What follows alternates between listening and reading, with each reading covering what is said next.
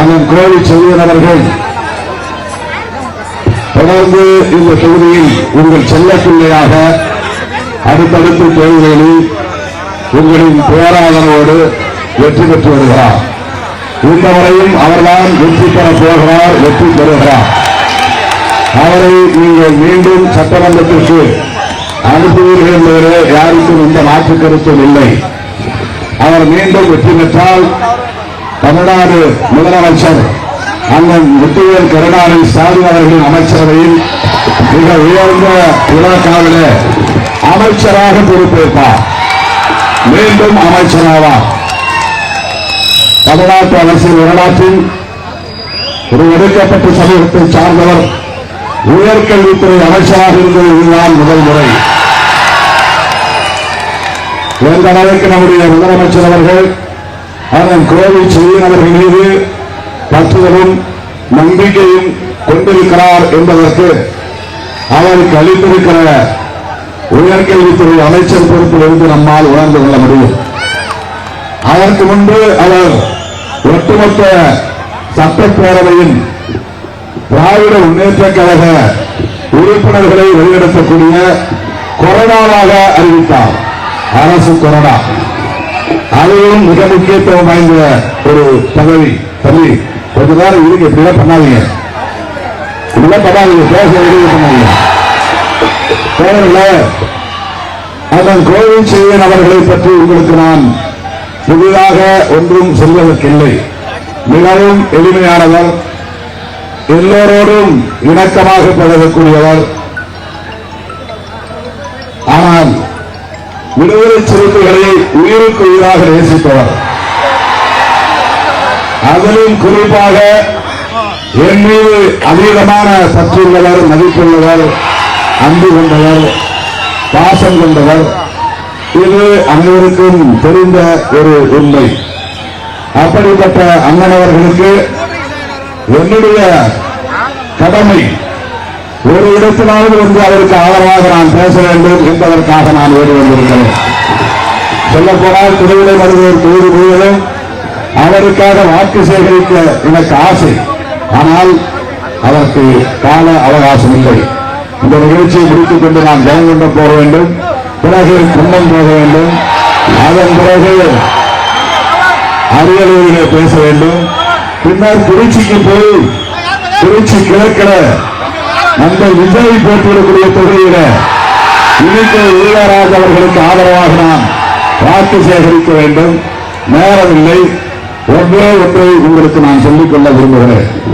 ஒரு முக்கியமான வேண்டுகோள், விடுதலை சிறுத்தைகளுக்கு நான் விடுக்கிற வேண்டுகோள் ஒரே ஒரு வேண்டுகோள்.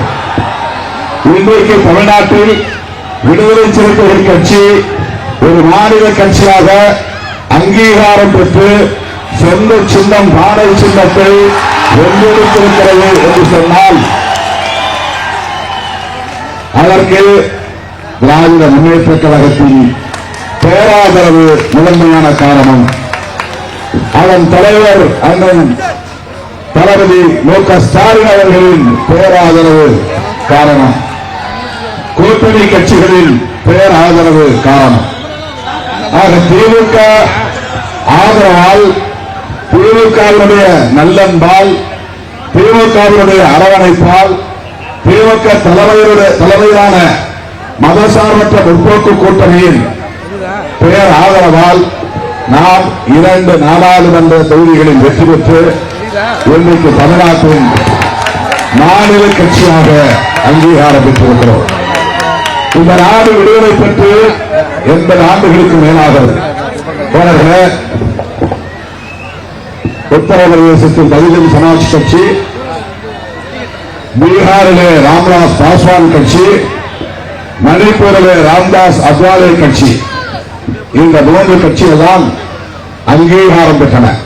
அதற்கு பிறகு இந்த 3/4 நூற்றாண்டு கடந்த நிலையில் தேசிய அளவில், அதுவும் தென்னிந்தியாவில், குறிப்பாக தமிழ்நாட்டில் ஒரு கட்சி அங்கீகாரம் பெற்றிருக்கிறது என்றால் அது விடுதலை சிறுத்தைகள் கட்சி தான். புரட்சியாளர் அம்பேத்கரின் கொள்கை வெளியே இயங்கக்கூடிய ஒரு பேரியக்கம் இன்றைக்கு ஒரு மாநில கட்சியாக அங்கீகாரம் பெற்று பானை சின்னத்தை சொந்த சின்னமாக வென்றெடுத்திருக்கிறோம் என்பது ஒரு வரலாற்று சாதனை. இப்போது நாம் 8 தொகுதிகளில் தமிழ்நாட்டிலே போட்டியிடுகிறோம். 8க்கு 8, 100க்கு 100 நாம் வெற்றி பெறப் போவது உறுதி. அதற்கு நம்முடைய வெற்றிக்கு திமுக தலைவர்கள், மாவட்ட செயலாளர்கள், அமைச்சர் பெருமக்கள் என்று திமுகவினரும் தோழமை கட்சிகளை சார்ந்தவர்களும் மிக தீவிரமாக வாக்குகளை சேகரித்து வருகிறார்கள். நாம் போட்டியிடக்கூடிய காட்டுமன்னார் கோயில், திண்டிவனம், பெரியகுளம், கள்ளக்குறிச்சி, திருப்பூர், செய்யூர், அரக்கோணம் இந்த தொகுதிகளில் எல்லாம் நாம் 8க்கு 8 வெற்றி பெறப் போகிறோம். அதுவும் பானை சின்னத்தில் வெற்றி பெறப் போகிறோம். அந்த வெற்றிக்கு திமுகவும் திமுக தலைமையிலான கூட்டணி கட்சிகளும் தீவிரமாக பணியாற்றிக் கொண்டிருக்கிறார்கள். அப்படி என்றால் திருவிடைமருதூரில் உதயசூரியன் சின்னத்தில் போட்டியிடக்கூடிய அண்ணன் கோவில் செழியன் அவர்களுக்கு நாம் தீவிரமாக பணியாற்ற வேண்டுமா வேண்டாமா? இன்னும் 2 நாட்கள் தான் பிரச்சாரம். 20, 21 இடையில ஒரு நாள் 22, 23ஆம் தேதி தமிழ்நாட்டின் தலையெழுத்து தீர்மானிக்க போகிற நாள், நீங்கள் தீர்ப்பு எழுத போகிற நாள். தோழர்களே, நீங்கள் தீர்ப்பு எழுத தம்பி கொஞ்சம் வச்சுட்டு கீழே நான் போறேன். நீங்கள் தீர்ப்பு எழுத போகிற நாள். திருவிடைமருதூர் மட்டுமல்ல, தமிழ்நாடு முழுவதும் 200க்கு மேற்பட்ட இடங்களில் திமுக கூட்டணி வெற்றி பெறும். ஒரு நடிகரை களமிறக்கிவிட்டு திமுக கூட்டணிக்கு நெருக்கடியை ஏற்படுத்துகிறார்களா? அவர்களே, 2 பேருக்கு தான் போட்டி. அவர் சொல்றது இல்ல, நான் சொல்றது வேற. 2 பேருக்கு தான் போட்டி. ஒன்று திமுக தலைமையிலான கூட்டணி, இன்னொன்று அதிமுக தலைமையிலான கூட்டணி. அவ்வளவுதான். 2 அணிகளுக்கிடையே தான் போட்டி. 2 அணிகளுக்கிடையே தான் போட்டி. அந்த விஜய் ஓட்டை பிரிக்கிறதுக்காக வந்திருக்கிறார். அவ்வளவுதான். விஜய்க்கும் திமுக கூட்டணிக்கு இடையில போட்டி இல்லை. அவரா சொல்லுகிறார், இந்த 2 பேருக்கு தான் போட்டின்னு. கிடையாது. ஒன்னு அதிமுக அணி, இன்னொன்று திமுக அணி. இந்த 2 அணியில எந்த அணி தமிழ்நாட்டுக்கு நல்லது, எந்த அணி தமிழ்நாட்டுக்கு எதிரான அணி, இதை நாம் புரிந்து கொள்ள வேண்டும். இது ரொம்ப முக்கியமான ஒரு செய்தி. விஜய் எதுக்கு வந்திருக்கிறார்னா, தம்பி கொஞ்சம் அமைதியாருங்க. விஜய் எதுக்கு வந்திருக்காருன்னா, திமுக கூட்டணிக்கு போகிற சிறுபான்மை சமூகத்தினரின் வாக்குகளை, குறிப்பாக கிறிஸ்தவர் வாக்குகளை, முஸ்லீம் வாக்குகளை முழுமையாக போகவிடாமல் பிரிப்பதற்காக அவரை களமிறக்கி விட்டிருக்கிறார்கள். அதுதான் அவருடைய நோக்கம். அவர் ஒரே மூச்சுல ஆட்சியெல்லாம் வர முடியாது. அது அவருக்கே தெரியும். இந்த தேர்தலில் பெரம்பூர்லயே அவர் ஜெயிக்க முடியாதுன்னு பயந்துட்டு தான் திருச்சி கிழக்கிலையும் அவர் ஏற்பாடு தாக்கல் செய்திருக்கிறார்.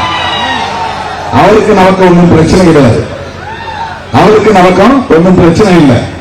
ஆனால் உண்மையை சொல்ல வேண்டியிருக்கிறது. அவர் நன்கு அறிவார், இந்த தேர்தலில் அவரால் வெற்றி பெற முடியாது, ஆட்சி அமைக்க முடியாது. ஆனால் அவருடைய நோக்கம் திமுகவை ஆட்சியில் இருந்து அப்புறப்படுத்துவதுதான். திமுகவை ஆட்சியில் இருந்து அப்புறப்படுத்திவிட்டு யாரை ஆட்சி இடத்தில் அமர வைக்கப் போகிறார்? இதுதான் கேள்வி. அவர் பாஜக சொல்லுகிறபடி செயல்படுகிறார், மோடி சொல்லுகிறபடி செயல்படுகிறார், அமித்ஷா சொல்லுகிறபடி செயல்படுகிறார். நீ எலெக்ஷன் நில்லு, அந்த ஓட்டை எங்களால பிரிக்க முடியாது. பிஜேபி இருக்கிற கட்சி கூட்டணிக்கு அந்த சிறுபான்மை மக்கள், விளிம்புநிலை மக்கள், உழைக்கிற மக்கள் ஓட்டு போட மாட்டாங்க. அது தெளிவா தெரியும். முஸ்லீம்கள் ஒரு ஓட்டு விட விடாது, கிறிஸ்தவர்கள் ஒரு ஓட்டு கூட போட மாட்டாங்க. அதே போல தலித் மக்களும் திருமாவளவனால் பிஜேபி இருக்கிற அணிக்கு ஓட்டு கிடைக்காது. திருமாவளவன் தடுத்து வைத்திருக்கிறார். ஆக அதுல ஒரு ரசிகர்கள் கொஞ்சம் பேர் இருப்பான். அந்த ஓட்டெல்லாம் திமுக பக்கம் போக விடாம நீ வாங்கிட்டா ஒவ்வொரு தொழிலும் 300 ஓட்டு 400 ஓட்டு வித்தியாசத்திலாவது நாங்கள் ஜெயிப்போம். இதுதான் பிஜேபி கனவு, இதுதான் அதிமுக கனவு, இதுதான் அந்த கூட்டணியின் எண்ணம். அதற்காகத்தான் ஹீரோ நண்பர் விஜய் களத்துக்கு வந்திருக்கிறார். ஆகவே ஒரு ஓட்டு கூட சிந்தக்கூடாது, சிதறக்கூடாது. விஜய்க்கு போடுகிற ஒவ்வொரு ஓட்டம் மோடிக்குத்தான் போய் சேரும். இரட்டைக்கு போடுகிற ஒவ்வொரு ஓட்டம் மோடிக்குத்தான் போய் சேரும். தமிழ்நாட்டில் மோடி பாஜக வலிமை பெற்றால் என்ன ஆகும் யோசித்து பாருங்கள். பாபர் மசூதி இடிக்கப்பட்ட போதே தமிழ்நாட்டில் இந்துக்களும் முஸ்லிம்களும் ஒற்றுமையாகத்தான் இருந்தார்கள், நல்லிணக்கம் தான் இருந்தது. வட இந்திய மாநிலங்களில் எல்லாம் மிகப்பெரிய அளவில் வன்முறை உரையாற்றம் நடந்தது. தமிழ்நாட்டில் முஸ்லிம்களுக்கும் இந்துக்களுக்கும் இடையே ஒரு சிறு வன்முறை கூட நடக்கவில்லை.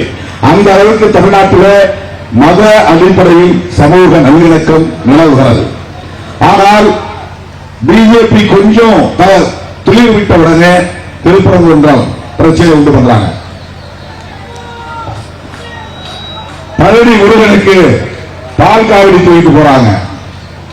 அதாவது அவங்க முஸ்லிம்களுக்கு எதிராக இந்துக்களை அணிதிரட்டுறாங்களாம், கிறிஸ்தவர்களுக்கு எதிராக இந்துக்களை திரட்டுகிறார்களாம். கொள்கையை பேசி ஓட்டு கேட்கவில்லை, மதவெறியை தூண்டி ஓட்டு கேட்கிறார்கள். கொள்கையை பேசி ஓட்டு கேட்கவில்லை, சாதி பெருமை பேசுகிறவனை எல்லாம் கூப்பிட்டு தட்டி கொடுக்கிறார்கள், அவனுக்கு மேடை அமைத்து தருகிறார்கள். என் சாமி ஆண்ட சாமின்னு பேசுற அத்தனை பேரையும் பாஜக தண்ணி ஊற்றி வளர்க்கிறது, தீனி போட்டு வளர்க்கிறது. சாதி பெருமை பேசுகிறவனை எல்லாம் வளர்க்கிற கட்சி தான் பிஜேபி. இஸ்லாமியர்களுக்கு எதிரான வெறுப்பை விதைக்கிற கட்சி தான் பிஜேபி. கிறிஸ்தவர்களுக்கு எதிரான வெறுப்பை பரப்புகிற கட்சி தான் பிஜேபி. மத நல்லிணக்கத்தை சிதைக்கிற கட்சி தான் பிஜேபி. சமூக நீதியை எதிர்க்கிற கட்சி தான் பிஜேபி. திருவள்ளுவர் சிலைக்கு காவி உடையை உடுத்துகிற கட்சி தான் பிஜேபி. பெரியார் சிலையில் செருப்பு மாலை போடுகிற கட்சி தான் பிஜேபி. அரசமைப்பு சட்டத்தின் உயிர்மூச்சு கோட்பாடாக இருக்கிற மதச்சார்பின்மைக்கு எதிரான கட்சி தான் பிஜேபி. அப்படிப்பட்ட தமிழர் விரோத, தமிழ் நாட்டு விரோத கட்சியை தோளிலே தூக்கி சுமந்து வருவர் யார்? எடப்பாடி பழனிசாமி. நான் கேட்கிற எடப்பாடி பழனிசாமி அவர்களே, ஜெயலலிதா அம்மையார் சாவதற்கு முன்பு, இறப்பதற்கு முன்பு என்ன சொன்னார்? அதிமுக எந்த காலத்திலும் பிஜேபியோடு கூட்டணி வைத்துக் கொள்ளாது என்று சொன்னாரா இல்லையா? மோடியா லேடியா மோடி பார்ப்போம் வா என்று அழைத்தாரா இல்லையா? பாஜகவோடு கூட்டணி வைத்தது நான் செய்த பெரும் தவறு என்று சொன்னாரா இல்லையா? அதற்காகத்தான் பரிகாரமாக வாஜ்பாய் ஆட்சியை கலைத்தேன் என்று சொன்னாரா இல்லையா? எடப்பாடி அவர்களே, உங்களால் பதில் சொல்ல முடியாது. நேரடியாக அதிமுகவோடு முரண்படுகிற கட்சியாக இருக்கிற பாஜகவை தோளில் தூக்கி சுமந்து கொண்டிருக்கிற எடப்பாடி பழனிசாமி அவர்கள் மீண்டும் வெற்றி பெறலாமா? வெற்றி பெற விடுவோமா? அனுமதிக்கலாமா? எடப்பாடி வெற்றி பெற்றால் மோடி வெற்றி பெற்றதாக பொருள், அதிமுக வெற்றி பெற்றால் மோடி வெற்றி பெற்றதாக பொருள், பிஜேபி வெற்றி பெற்றதாக பொருள். இரட்டை சின்னம் என்பது அதிமுக சின்னம் அல்ல, அது பிஜேபி இன்னொரு சின்னம், மறந்துவிடக் கூடாது. தோழர்களே, இது எம்ஜிஆர் காலத்து இரட்டை இலை இல்லை, ஜெயலலிதா காலத்து இரட்டை இலை இல்லை, எடப்பாடி காலத்து இரட்டை இலை, மோடி இரட்டை இலை, அமித்ஷாவின் இரட்டை இலை. எனவே நீங்கள் இரட்டை இலைக்கு ஓட்டு போட்டாலும் அல்லது மிசிலுக்கு ஓட்டு போட்டாலும் அது மோடிக்கு போட்டதாகத்தான் போய் முடியும். தமிழ்நாட்டுக்கு கேடு விளையும். அதற்கு தமிழ்நாட்டு மக்கள் இடம் கொடுக்க போகிறீர்களா என்பதுதான் கேள்வி. விடியல் பயணம் இந்தியாவிலேயே எந்த மாநிலத்திலும் இல்லாத ஒரு புரட்சிகர திட்டம், பெண்களை வலிமைப்படுத்துகிற திட்டம். மகளிர் உரிமை தொகை மாதம் 1000, வருடத்திற்கு 18,000, 5 ஆண்டுகளுக்கு 60,000, 1.25 கோடி பெண்களுக்கு வழங்கியவர் முத்துவேல் கருணாநிதி ஸ்டாலின். மீண்டும் ஆட்சிக்கு வந்தால் 1000, 2000 உயர்த்தப்படும் என்று அறிவித்திருக்கிறார். 4 முதல்வன் திட்டம் ஊக்கத்தொகையாக 1500 ரூபாய். தமிழ் புதவன் திட்டம், புதுமை பெண் திட்டம், பள்ளி மாணவ செல்வங்களுக்கு ஊக்கமளிக்கிற திட்டங்கள். காலை சிற்றுண்டி திட்டம் இந்தியாவிலேயே எந்த மாநில முதலமைச்சரும் நடைமுறைப்படுத்தாத திட்டம். 35 லட்சம் மாணவர்களுக்கு மடிக்கணி லேப்டாப் வழங்கியவர் நம்முடைய முதலமைச்சர், நம்முடைய அண்ணன் கோவை செல்வன். பள்ளி உயர்கல்வி துறையை சார்ந்த மாணவ செல்வங்களுக்கு அது வழங்கப்பட்டு வருகிறது. இது மீண்டும் தொடரும் என்று அறிவித்திருக்கிறார். அப்படிப்பட்ட திமுக அரசின் சாதனைகள் தொடர வேண்டுமா வேண்டாமா? விடியல் பயணம் தொடர வேண்டுமா வேண்டாமா? உரிமை தொகை நீடிக்க வேண்டுமா வேண்டாமா? 4 முதல்வன் திட்டம் நீடிக்க வேண்டுமா வேண்டாமா? தமிழ் புதல்வன் திட்டம் நீடிக்க வேண்டுமா வேண்டாமா? புதுமை பெண் திட்டம் நீடிக்க வேண்டுமா வேண்டாமா? பெண்களுக்கு இல்லத்தரசிகளுக்கு 8000 ரூபாய் கூப்பன் திட்டம் நடைமுறைக்கு வர வேண்டுமா வர வேண்டாமா? தோழர்களே, திமுக அரசின் சாதனைகள் தொடர அதன் கோவை செல்வன் அவர்கள் மீண்டும் அமைச்சராக, நம்முடைய அண்ணன் சொந்த சோதரன் உயர்கல்வித்துறை அமைச்சர் என்கிற போது நமக்கு தலை நிமிர்கிறது, நமக்கு மகிழ்ச்சி பொங்குகிறது. எல்லா தரப்பு மக்களுக்கும் இரக்கமாக இருந்து தொண்டாற்றி வருகிற அண்ணன் கோவை செல்வன் அவர்கள் மீண்டும் வெற்றி பெற்றால் திருவிடை மருதூர் மக்களுக்கு மிகப்பெரிய நல திட்டங்களை எல்லாம், பல்வேறு திட்டங்களை எல்லாம் கொண்டு வந்து இந்த தொகுதியை மேம்படுத்துவார். அவருக்கு உங்கள் பொன்னான வாக்குகளை, முத்தான வாக்குகளை எந்த சின்னத்தில் போடுவீர்கள்? எது நம்முடைய சின்னம்? திருவிடை மருதூர் சின்னம் எது? அதன் கோவை செல்வன் அவர்களின் சின்னம் எது?